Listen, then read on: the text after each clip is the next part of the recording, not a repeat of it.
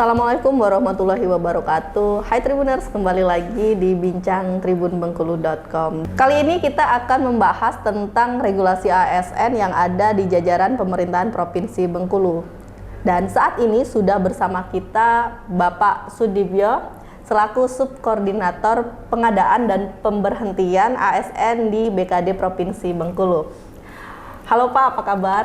Alhamdulillah sehat. Sehat, Alhamdulillah. Oke Pak, bicara tentang regulasi ASN. Ini kan masyarakat taunya tentang ASN berhenti karena pensiun atau melanggar aturan. Mungkin nih Pak, ada beberapa poin yang perlu Tribuners dan masyarakat di Bengkulu ini tahu. Sebenarnya pemberhentian ASN itu apa aja sih penyebabnya? Ya, Assalamualaikum warahmatullahi wabarakatuh. Selamat pagi, salam sejahtera untuk kita semua. Perlu kami sampaikan bahwa pemberhentian ASN itu khususnya PNS itu ada berbagai macam, ada banyak macam, bahkan tidak kurang 14 macam pemberhentian.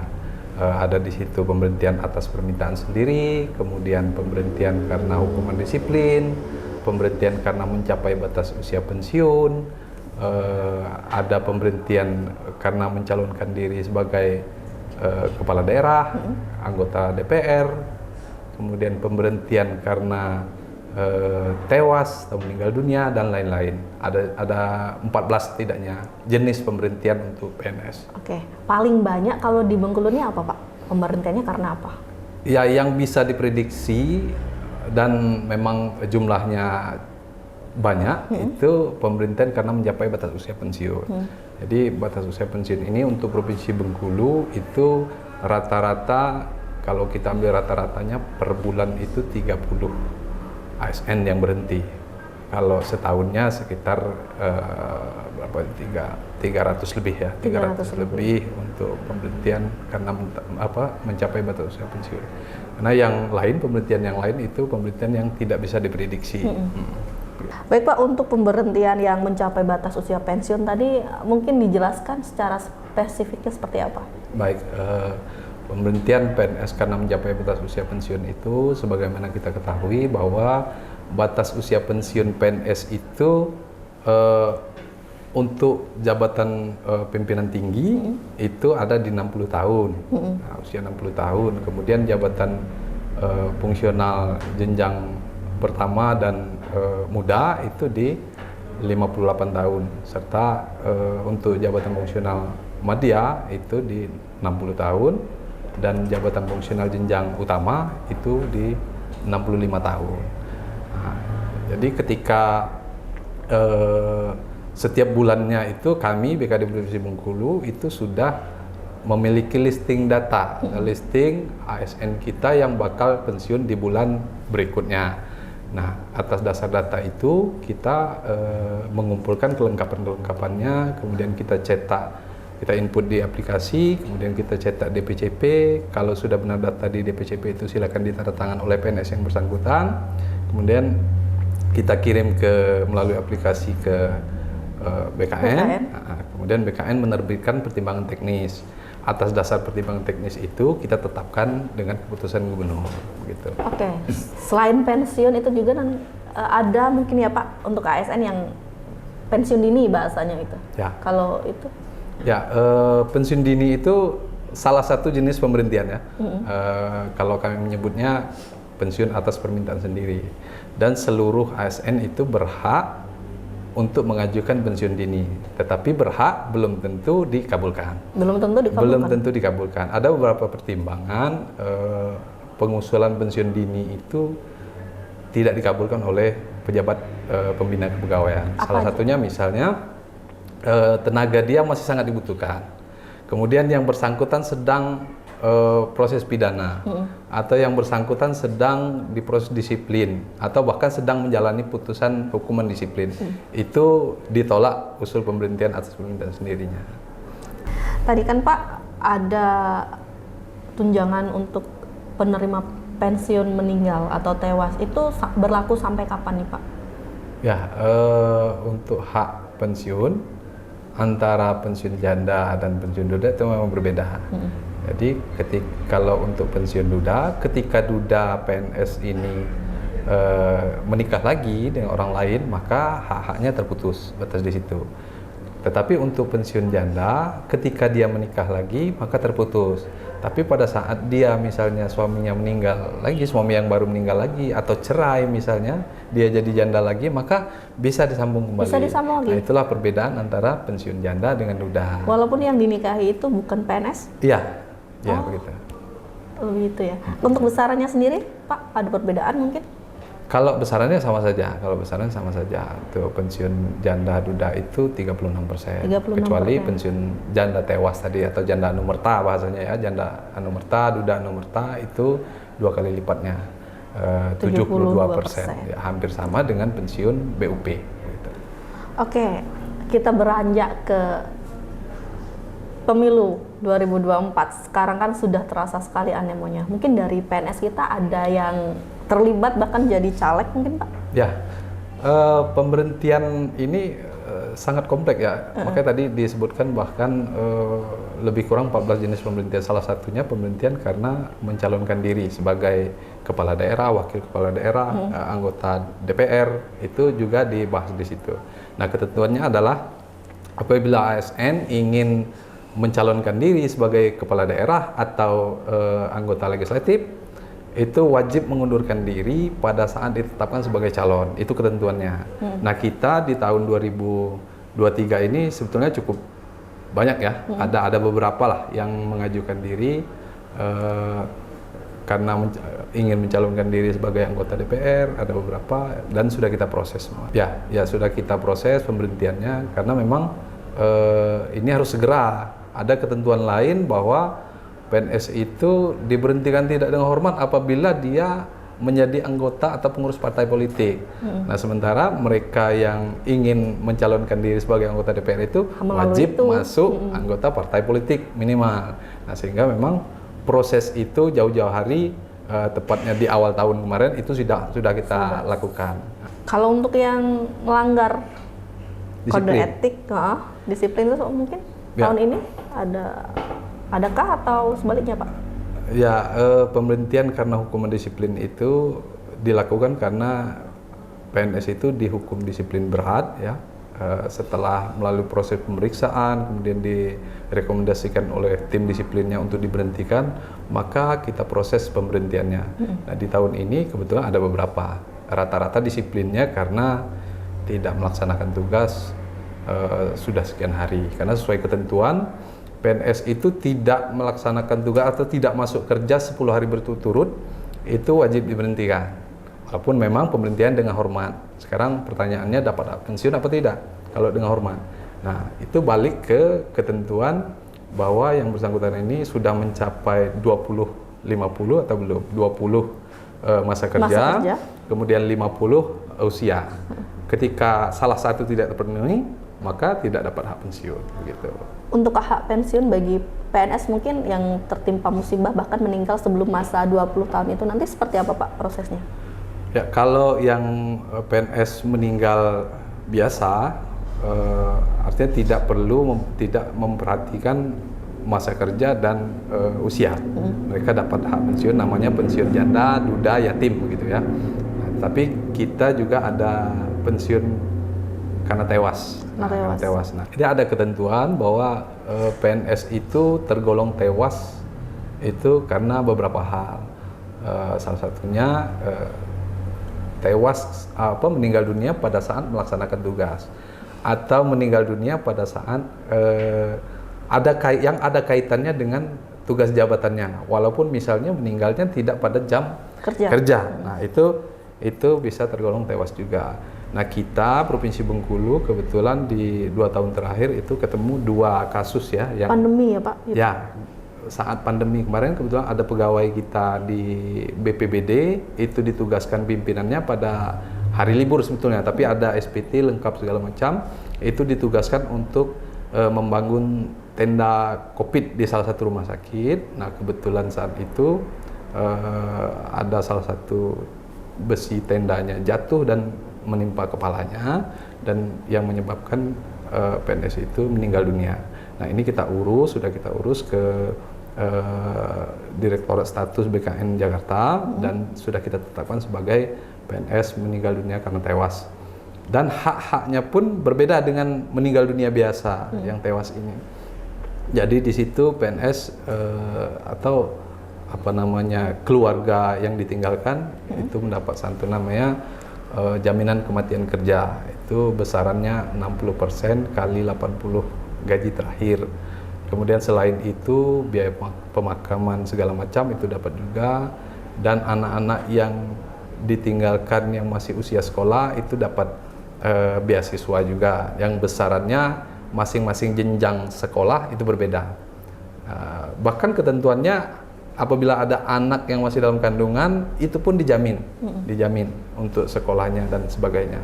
Nah, satu kasus lagi yang kebetulan tergolong tewas kemarin, ada ASN kita di Dinas Koperasi itu sakit pada saat melaksanakan tugas di kantor. Kemudian pada sekitar jam 3 sore itu dibawa ke rumah sakit, sekitar jam 4-nya beliau meninggal dunia. Nah, ini masih tergolong dengan pensiun tewas. Sebetulnya memang informasi tentang pemahaman mengenai pensiun tewas ini masih sangat minim di kalangan ASN kita. Maka memang perlu disampaikan bahwa apa-apa misalnya kita ditugaskan segala macam oleh pimpinan, maka wajiblah rasanya dilengkapi dengan surat perintah tugas, karena itulah yang akan melindungi kita. Jangan sampai nanti ada kecelakaan tapi tidak diklaim nanti ya Pak? Ya, jangan sampai terjadi kecelakaan yang tidak kita inginkan di jalan umpamanya, kemudian yang bersangkutan ini tidak lengkapi dengan dokumen-dokumen yang diperlukan, maka tidak bisa kita klaimkan, tidak bisa digolongkan sebagai pensiun tewas, begitu. Oke Pak, itu tadi kan kasus yang terjadi di jam kantor atau di kantor. Betul. Kalau misalnya kena musibahnya di jalan atau kecelakaan, ASN nanti seperti apa Pak? Ya, jadi yang perlu kita pahami selaku ASN ini, bahwa kita berangkat dari rumah ke kantor, kemudian dari kantor sampai ke rumah lagi, itu ada jaminannya, kita dilindungi oleh undang-undang. Nah, seumpamanya misalnya kita pulang kantor atau berangkat kantor, itu mengalami kecelakaan di jalan sampai mengakibatkan tewas, itu tergolong tewas. Tetapi ada catatannya bahwa apabila terjadi kecelakaan di jalan, itu tidak melanggar ketentuan peraturan perundangan, artinya tidak melanggar peraturan lalu lintas, kemudian kita dilengkapi dengan surat menyurat seperti SIM, begitu kan. Apabila tidak lengkap, maka itu tidak tergolong dengan dalam pensiun tewas. Nah, kecuali ada pengecualian, misalnya ASN ini tidak dilengkapi oleh SIM, katakanlah begitu ya, tidak dilengkapi SIM, tiba-tiba dia mengalami kecelakaan, tetapi menyebabkan kecelakaan bagi orang lain, maka itu tidak tergolong pensiun tewas karena dia melanggar peraturan perundangan kemudian menyebabkan kecelakaan bagi orang lain. Nah, tetapi kalau dia tidak dilengkapi dengan surat menyurat tadi, atau dia katakanlah nerobos lampu merah tapi kecelakaan tunggal tidak menyebabkan kecelakaan bagi orang lain, maka itu masih tergolong tewas namanya. Nah, kemudian kecelakaannya juga wajib apabila melewati alur atau jalur yang biasa dilalui. Misalnya kita pulang kantor lewat jalur tengah misalnya begitu kan. Kecelakaannya di situ, maka itu tergolong tewas ya. Tapi apabila kita satu hari misalnya tiba-tiba pergi mau pulang kantor ke pasar dulu, mampir ke pasar, jalurnya berbeda, tiba-tiba terjadi kecelakaan, maka itu tidak tergolong pensiun tewas. Makanya berita acara kepolisian daripada aparat penegak hukum itu sangat dibutuhkan dalam pengurusan pensiun tewas ini. Makanya budaya yang perlu diubah di masyarakat kita, bahwa jangan apabila terjadi kecelakaan jangan menghindar dari pihak kepolisian, karena berita acara mereka itu jadi senjata kita untuk mengklaim daripada hak-hak keluarga yang ditinggalkan gitu. Oke Pak, kita akan beranjak di ASN yang diberhentikan karena melanggar aturan atau kode etik. Mungkin seperti apa Pak penjelasannya? Ya, kalau ASN itu melanggar kode etik profesi ASN, itu ada disiplin, itu namanya pemberhentian karena hukuman disiplin gitu, ada ketentuan sendiri. Tetapi ada juga ASN kita yang tersandung kasus hukum, baik itu hukum tindak pidana umum maupun tindak pidana yang lainnya. Jadi ketentuannya bahwa apabila PNS itu ditahan karena menjadi tersangka, maka wajib diberhentikan sementara. Diberhentikan sementara sampai dengan putusan pengadilannya inkrah. Nanti kita lihat putusan pengadilannya, kalau memang yang bersangkutan dinyatakan tidak bersalah, maka bisa kita usulkan untuk diaktifkan kembali. Dengan ketentuan kita mengusulkan ke BKN, kemudian BKN akan menerbitkan pertimbangan teknis, baru kita SK-kan untuk diaktifkan kembali. Tetapi apabila putusan pengadilannya setelah inkrah dinyatakan bersalah, maka kita lihat dulu tindak pidananya apa. Kalau tindak pidana kejahatan jabatan atau tindak pidana kejahatan yang ada hubungannya dengan jabatan, seperti misalnya korupsi. Atau penyalahgunaan kewenangan segala macam, itu maka ketentuannya di PTDH, pemberhentian tidak dengan hormat. Tetapi apabila pidana umum, maka ada pemilahan lagi. Pidananya berapa tahun begitu ya? Di bawah 5 tahun misalnya Pak? Ya, ketentuannya bahwa apabila pidananya di bawah 2 tahun, 2 tahun Pak. Maka apabila ingin diaktifkan kembali wajib dengan satu ketentuan, yaitu tersedia jabatan lowong.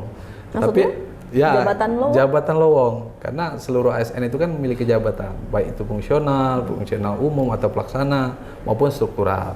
Nah, apabila tersedia jabatan lowong sesuai dengan kualifikasi yang bersangkutan, maka dapat diaktifkan kembali setelah mendapat pertimbangan teknis dari BKN.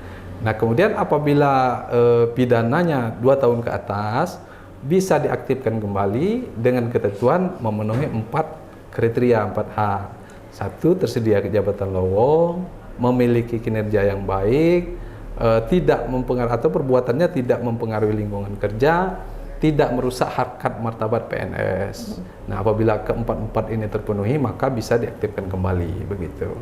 Kebanyakan yang kasus-kasus di Pemprov ini itu Pak, atau gimana? Ya ada. Nggak bisa ada kita temui yang memang pidananya di bawah 2 tahun, ada juga yang 2 tahun ke atas begitu kan. Artinya ketentuan itu harus kita jalani sesuai dengan prosedur dan peraturan perundangan yang ada. Gitu. Oke, siap. Satu lagi Pak, untuk mungkin pesan atau poin penting yang harus ASN jajaran Pemprov tahu nih, seperti apa tentang pemberhentian maupun hal-hal berkaitannya. Silakan Pak.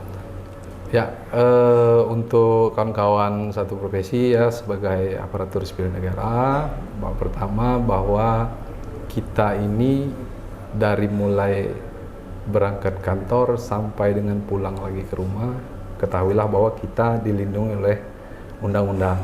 Maka segala sesuatu sesuai dengan prosedur harus jangan sampai terlewatkan.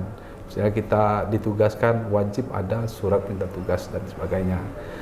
Kemudian pemberhentian ini sesuatu yang pasti.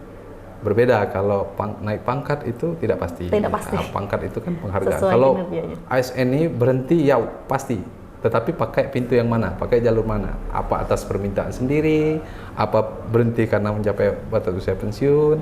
Atau berhenti karena perampingan organisasi dan lain sebagainya. Tapi kita tentu bercita-cita agar pengabdian kita sampai pada batas usia pensiun dalam jabatannya. Itu harapan kita. Dan kawan-kawan selaku ASN apabila sudah mendekati batas usia pensiun, maka minimal 6 bulan sebelumnya silakan untuk melengkapi berkas-berkas yang ditentukan untuk agar supaya proses pensiunnya nanti, penerbitan keputusan pemberhentiannya itu tidak terlambat begitu. Oke, terima kasih Bapak Dibyo yang telah membagikan informasi tentang pemberhentian ASN, khususnya ASN yang ada di jajaran Pemprov Bengkulu. Baik Tribuners, demikian dulu bincang Tribun kali ini. Saya Jafni Rismawarni, sekian dan sampai jumpa.